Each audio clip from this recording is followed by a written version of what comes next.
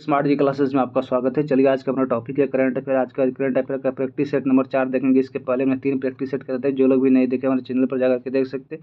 ये current affair बहुत ही महत्वपूर्ण सेशन होने वाले, क्योंकि आपकी जो भी एग्जाम दे रहे हैं बीपीएससी टीआरई ये सब 71 बीपीएससी या सीजीएल जितने भी एग्जाम्स आप दे रहे हैं उसमें करंट अफेयर बहुत ही महत्वपूर्ण होता है। तो हम इस सेशन में अगस्त 2024 से लेकर के जुलाई 2025 तक कवर करेंगे। तो चलिए इसका प्रैक्टिस सेट नंबर 4 है। इस 4 का पहला क्वेश्चन देखते हैं।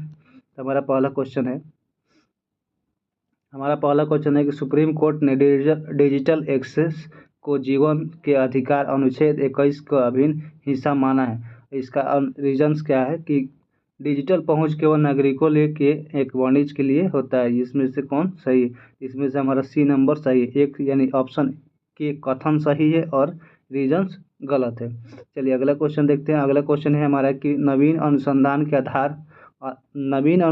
के अनुसार भारत की पहली जीनोम संपत्ति चावल की किस्में और डैश डीएसटी राइस पाया जाता है। तो हमारा ऑप्शन हो जाता है सी, यानी डीआरआर धान 100 इस कमला का नाम। ऑनलाइन बाल यौन शोषण में शामिल साइबर अपराध नेटवर्क को खत्म करने के लिए सीबीआई ने कौन सा ऑपरेशन शुरू किया था? ऑपरेशन हॉक शुरू किया, ऑप्शन नंबर सी।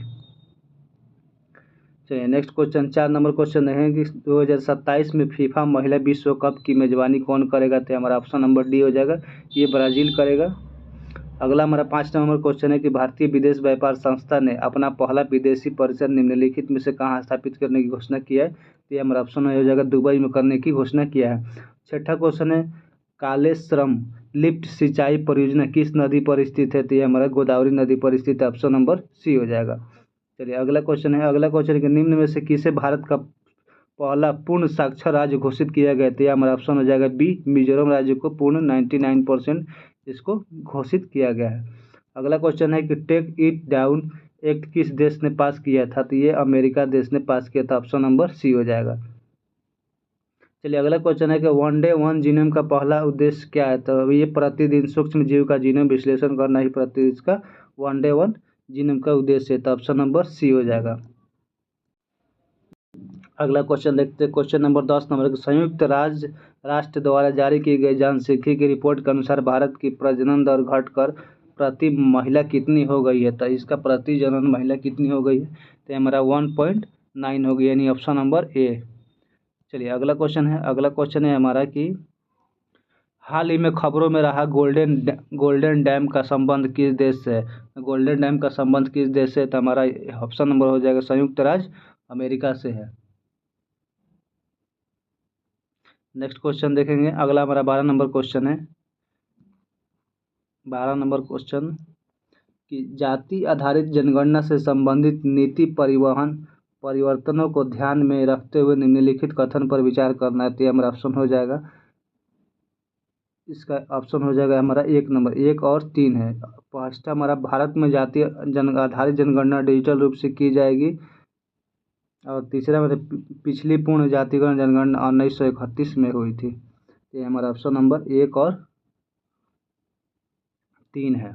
चलिए नेक्स्ट 30 नंबर क्वेश्चन देखते हैं। अगला क्वेश्चन है कि डाक विभाग ने देश भर में शैक्षिक, सांस्कृतिक, धार्मिक और सामाजिक पुस्तकों को किफ़ायती दरों पर डिलीवरी के लिए किस नाम से डाक सेवा की शुरुआत की थी? तो ये हमारा ऑप्शन हो जाएगा ज्ञान पोस्ट के नाम से ये डाक सेवा शुरू किया गया है, ऑप्शन नंबर बी हो जाएगा। 6G तकनीकी के संबंध में विचार करें। 6G तकनीकी जो है उसके संबंध में क्या करना है? विचार करना है। तो इसमें कौन है? भारत में अब तक 6G पेटेंट दाखिल करने में सिर्फ 6 देश ही है, ऑप्शन 1 नंबर और 1 और 3। भारत का फोकस दूरदराज इलाके के ब्रांड एक्सेस पर है, यानी ऑप्शन 1 और 3 हो जाएगी, यानी ऑप्शन नंबर ए हो जाएगा। चलिए अगला क्वेश्चन है हमारा कि 15 नंबर क्वेश्चन है कि मई 2025 में किस संगठन ने विश्व पशु स्वास्थ्य रिपोर्ट की में पहली स्थिति जारी किया है? तो इसका ऑप्शन हो जाएगा हमारा डी नंबर, विश्व पशु स्वास्थ्य संगठन यानी WAH किया दात है। नेक्स्ट क्वेश्चन है 16 नंबर कि CBI का ऑपरेशन चक्र 5 निम्नलिखित में से किससे संबंधित है? तो ये हमारा ऑप्शन ये हो जाएगा साइबर धोखाधड़ी से निपटने के लिए संबंधित है। 17 नंबर क्वेश्चन क्वेश्चन देखते हैं। 17 नंबर क्वेश्चन है कि AI फॉर नेचर कार्यक्रम किस संगठन से संबंधित है? तो ये हमारा हो जाएगा यानी FAO से संबंधित, ऑप्शन नंबर बी हो जाएगा। चलिए अगला क्वेश्चन है हमारा कि भारत में पवन ऊर्जा उत्पादन से संबंधित निम्नलिखित कथन पर विचार करना है, यानी पवन ऊर्जा से कौन सा कथन इसमें से संबंधित है? तो हमारा हो जाएगा 18 के वैश्विक स्तर पर पवन ऊर्जा उत्पादक भारत में चौथा स्थान है, सही है। भारत ने 31 मार्च 2025 तक 50 WW संचयी स्थापित पवन की ऊर्जा करने का हासिल किया है। तो इसका ऑप्शन हो जाएगा हमारा 18 नंबर क्वेश्चन है। 18 का हमारा हो जाएगा सी नंबर, 1 और 2, यानी 1 और 2 हमारा सही है। चलिए अगला क्वेश्चन है हमारा कि वैश्विक अंतरिक्ष अन्वेषण सम्मेलन 2025 का आयोजन कहाँ किया गया है? तो ये हमारा हो जाएगा ए नंबर, नई दिल्ली में किया गया है। इसी तरह से नेक्स्ट क्वेश्चन है हमारा 20 नंबर कि भारत में टीच फॉर इक्विटी इंडेक्स किस उद्देश्य से शुरू किया गया था? तो हमारा ऑप्शन हो जाएगा बी नंबर, डिजिटल समावेशन के द्वारा शुरू किया गया था। चलिए अगला क्वेश्चन है कि हमारा ऑपरेशन हॉक 2025 किससे संबंधित है? ऑपरेशन हॉक 2025 किससे संबंधित है? तो हमारा ऑप्शन नंबर सी हो जाएगा, बाल तस्करी से संबंधित है। नेक्स्ट क्वेश्चन है कि गोल्डन ड्रैगन 2025 किसका संयुक्त अभ्यास से था? तो गोल्डन संयुक्त किसका अभ्यास था? तो 22 का मतलब चीन वियतनाम का ये अभ्यास था। अगला क्वेश्चन है कि राष्ट्रीय महिला आयोग NCW ने किस संस्था के साथ मिलकर महिला सुरक्षा हेतु समझौता किया है? फ्यूचर शिफ्ट लैब द्वारा किया है, option number C. Next question, अगला क्वेश्चन है देश का पहला atlas of water bodies of Bihar किस विभाग की साझेदारी द्वारा बनाया गया है? तो ये हमारा ऑप्शन हो जाएगा डी, ग्रामीण विकास विज्ञान पर्यावरण विभाग द्वारा किया गया है। नेक्स्ट क्वेश्चन है कि 7 मई 2025 को भारत में आयोजित राष्ट्रव्यापी नागरिक सुरक्षा मॉक ड्रिल का कोड नाम क्या था?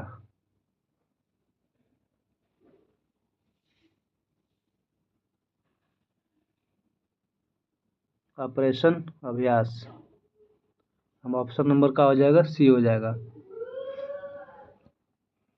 नेक्स्ट क्वेश्चन है हमारा 26 नंबर, बिहार का पहला पैसेंजर टर्मिनल किस नीति के अंतर्गत बनाया गया है? तो ये हमारा गति शक्ति परिवहन के तरह बनाया गया, ऑप्शन नंबर सी हो जाएगा। अगला क्वेश्चन देखते हैं। अगला हमारा 27 नंबर क्वेश्चन है। 27 नंबर क्वेश्चन है कि भारत में डॉल्फिन जनगणना 2025 के संदर्भ में निम्नलिखित कथनों पर विचार करना है। तो इसका ऑप्शन हमारा सभी कथन सही है, इसमें हो जाएगा ऑप्शन नंबर डी। बिहार में भारत की कुल डॉल्फिन लगभग 35% हिस्सा है। इस अनुमान रिपोर्ट में देश में 15 नदियों का सर्वेक्षण किया गया है। उत्तर प्रदेश में सबसे अधिक डॉल्फिन पाई गई है, इसके बाद बिहार का स्थान आता है, यानी फर्स्ट हमारा ऑप्शन 1 नंबर स्थान उत्तर प्रदेश का है, 2 नंबर स्थान बिहार का डॉल्फिन में। चलिए अगला क्वेश्चन देखते हैं। अगला क्वेश्चन है हमारा कि हाल ही में किस भारतीय क्रिकेट ने टेस्ट क्रिकेट से संन्यास करने की घोषणा किया है?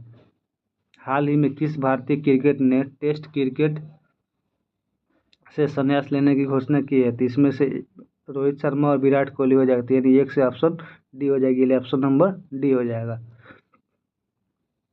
अगला क्वेश्चन है कि हमारा बिहार में लागू की गई 4% आरक्षण नीति के संदर्भ में कथनों पर विचार करना है। तो कौन सा है? तो ये हमारा ऑप्शन, यह नीति केवल दृष्टिबाधित दिव्यांगों पर लागू होती है, 1 नंबर सही है। नहीं, यह नीति सभी 4 श्रेणियों में दिव्यांगों को शामिल कर सकती है, ऑप्शन नंबर 1। इसका लाभ राज्य केंद्र सरकार के कार्यकाल दिया जाएगा, यानी ऑप्शन हमारा 2 और 3 हो गया, ऑप्शन नंबर ए। अगला क्वेश्चन है कि हमारा प्रतिशत के अनुसार बिहार बच्चों के हेल्थ कार्ड योजना के अंतर्गत स्वास्थ्य कार्ड बनाने में भारत किस स्थान पर है? स्वास्थ्य कार्ड बनाने पर भारत किस स्थान पर? तो हमारा ये दूसरा स्थान पर है, ऑप्शन नंबर बी हो जाएगा। नेक्स्ट क्वेश्चन है कि IPL 2025 में वैभव सूर्यवंशी ने कितने गेंद में शतक लगाकर IPL का दूसरा सबसे तेज शतक जड़ने वाले खिलाड़ी बन गए थे? तो ये हमारा 35 गेंद में बनाकर इन्होंने 100 बनाया था और ये दूसरे खिलाड़ी बन गया। नेक्स्ट क्वेश्चन है कि नई दिल्ली आयोजित दूसरी एशियाई योगासन खेल चैंपियनशिप में भारत कितने स्वर्ण पदक जीता है? तो हमारा ऑप्शन हो जाएगा सी, यानी 83 स्वर्ण पदक जीता है। अगला क्वेश्चन है कि हमारा 2026 में जापान में होने वाले एशियाई खेलों में कौन से नए खेल शामिल किए जाएंगे? इसमें कौन से नए खेल शामिल किए जाएंगे? तो क्रिकेट और मार्शल आर्ट को शामिल किया जाएगा। ऑप्शन नंबर डी हो जाएगा। नेक्स्ट क्वेश्चन है कि भारत में MSI क्षेत्र संबंधित निम्न में कौन सा कथन गलत है? हमें गलत देखना है तो ऑप्शन का हो जाएगा सी हो जाएगा। वर्तमान में भारत 8 करोड़ पंजीकरण MSI इकाई में है। चलिए, तो ये हमारा ऑप्शन नंबर हो गया। अगला क्वेश्चन देखते हैं 35 नंबर क्वेश्चन के हाल ही में निम्नलिखित में से किस विश्वविद्यालय के शोधकर्ताओं ने एक मस्तिष्क कंप्यूटर इंटरफेस BCI द्वारा बनाए गए जो लकवाग्रस्त व्यक्तियों को पुनः अपनी गतिविधियों में सक्षम बनाए, जिसको कि लकवाग्रस्त है उसके लिए एक विधि बनाया गया, वो कौन से थी में बनाया गया? तो हमारा ऑप्शन हो जाएगा कैलिफोर्निया विश्वविद्यालय ने बनाया। ऑप्शन नंबर ए हो जाएगा। चलिए, हम 36 नंबर क्वेश्चन देखेंगे। 36 नंबर क्वेश्चन है कि भारत के ध्रुवीय वैज्ञानिक अनुसंधान केंद्र से संबंधित निम्नलिखित कथन पर विचार करें। तो ये हमारा ऑप्शन हो जाएगा सी नंबर। कथन ए और कथन दो दोनों सही है, यानी आर्कटिक क्षेत्र में भारत का मुख्य अनुसंधान केंद्र हिमाद्री है, जो नॉर्वे के स्लॉलाइड द्वीप समूह में स्थित है। और दूसरा हो जाएगा हमारा अंटार्कटिक में भारत के 2 सक्रिय अनुसंधान केंद्र मैत्री और भारतीय, यानी कथन 1 और कथन 2 दोनों सही है। चलिए, अगला क्वेश्चन है हमारा कि विश्व सामाजिक रिपोर्ट 2025 के अनुसार विश्व में कितने प्रतिशत लोग आर्थिक असुरक्षा का सामना कर रहे हैं? तो जिसका आंसर हो जाएगा हमारा सी नंबर। 60% जो लोग आर्थिक सुरक्षा का सामना कर रहे हैं। नेक्स्ट क्वेश्चन है कि मानव विकास रिपोर्ट HDR 2025 से संबंधित निम्नलिखित में से कौन सा कथन सही नहीं है? ये हमारा कौन सा कथन सही नहीं है? तो हमारा ऑप्शन नंबर हो जाएगा ए। ये रिपोर्ट विश्व आर्थिक मंच द्वारा प्रतिवर्ष जारी किया जाता है, ये हमारा सही नहीं है। नेक्स्ट 39 नंबर क्वेश्चन देखते हैं कि हाल ही में भारत में किस राज्य में पूर्वोत्तर भारत के पहले भूतापीय कुएं का सफलतापूर्वक अनावरण किया गया है? तो इसका आंसर हो जाएगा हमारा 39 अरुणाचल प्रदेश को अनावरण किया गया है। चलिए, अब 40 नंबर क्वेश्चन देखते हैं कि 40 नंबर की चर्चा में रहा सतलज यमुना लिंक SYLV नहर योजना किन नदियों के पानी को लेकर सतलज और यमुना नदियों में प्रवाहित करने के लिए बनाई गई है? जिसका ऑप्शन हो जाएगा हमारा 40 का डी है। रावी और ब्यास नदी को बनाया गया है।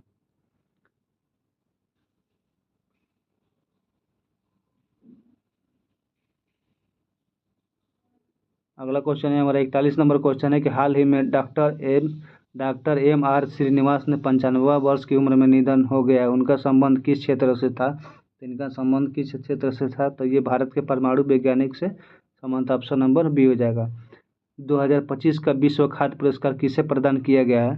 2025 का खाद्य पुरस्कार किसे प्रदान किया गया है? ऑप्शन हो जाएगा हमारा बी, मरियागेला हंगरी को किया गया। Option number B. चलिए, अगला क्वेश्चन देखते हैं। अगला क्वेश्चन है हमारा कि अब हमारा 43 नंबर क्वेश्चन है कि 43 नंबर क्वेश्चन है कि 2025 में अंतर्राष्ट्रीय बुकर पुरस्कार किसे पुरस्कृत किया गया है? इसका ऑप्शन हो जाएगा हमारा बानो मुश्ताक को किया गया। Option number C. अगला क्वेश्चन है 44 नंबर कि हाल ही में भारत ने किस देश के साथ एक व्यापक आर्थिक भागीदारी समझौते CIP के लिए TOR पर हस्ताक्षर किया? ऑप्शन नंबर सी हो जाएगा, संयुक्त राज्य अमेरिका द्वारा। 44 नंबर क्वेश्चन है यानी चिली द्वारा किया गया है। ये चिली द्वारा किया गया है। चलिए, अगला क्वेश्चन है हमारा 45 नंबर क्वेश्चन है। 45 नंबर क्वेश्चन है कि हाल ही में दशकों में प्रचलित शब्द ऑरेंज इकोनॉमिक का संबंध निम्नलिखित में से किस क्षेत्र से है? तो हमारा ऑप्शन हो जाएगा ए नंबर, यानी आर्थिक मूल्य उत्पादन करने के लिए व्यक्तिगत रचनात्मक कौशल विकास और बौद्धिक संपदा पर निर्भर करने का उद्योग है। ऑप्शन नंबर ए हो जाएगा।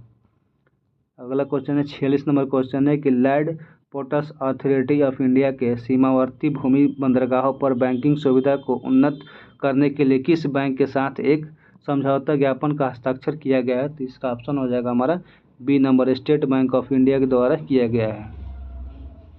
अगला क्वेश्चन देखेंगे 47 नंबर क्वेश्चन देखेंगे WHO द्वारा विश्व की पहली वैश्विक महामारी संधि कब और कहाँ अपनाई गई थी विश्व में? तो यह हमारा ऑप्शन हो जाएगा मई 2025 वियना में अपनाई गई थी। नेक्स्ट क्वेश्चन देखेंगे 48 नंबर क्वेश्चन कि भारतीय प्रवासी समुदाय के लिए सेवाओं को आसान बनाने हेतु मई 2025 में OCI पोर्टल का उद्घाटन किसने किया है?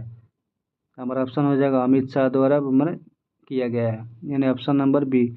नेक्स्ट क्वेश्चन है 39 नंबर क्वेश्चन है कि भारत के समुद्र तट की लंबाई आधिकारिक तौर पर 1970 के दशक से दर्ज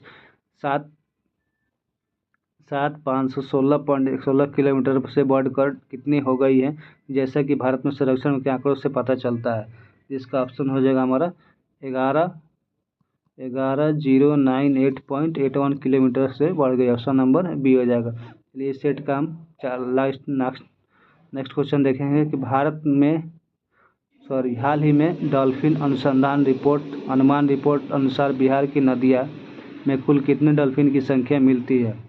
ये हमारा ऑप्शन हो जाएगा 2220 डॉल्फिन की संख्या मिली है। तो ये हमारा टोटल क्वेश्चन आज का हमारा सेट नंबर 4 का 50 क्वेश्चन हमने डिस्कस किया। तो जो लोग भी वीडियो को देखा अच्छा लगे तो प्लीज़ लाइक शेयर और सब्सक्राइब जरूर कीजिएगा।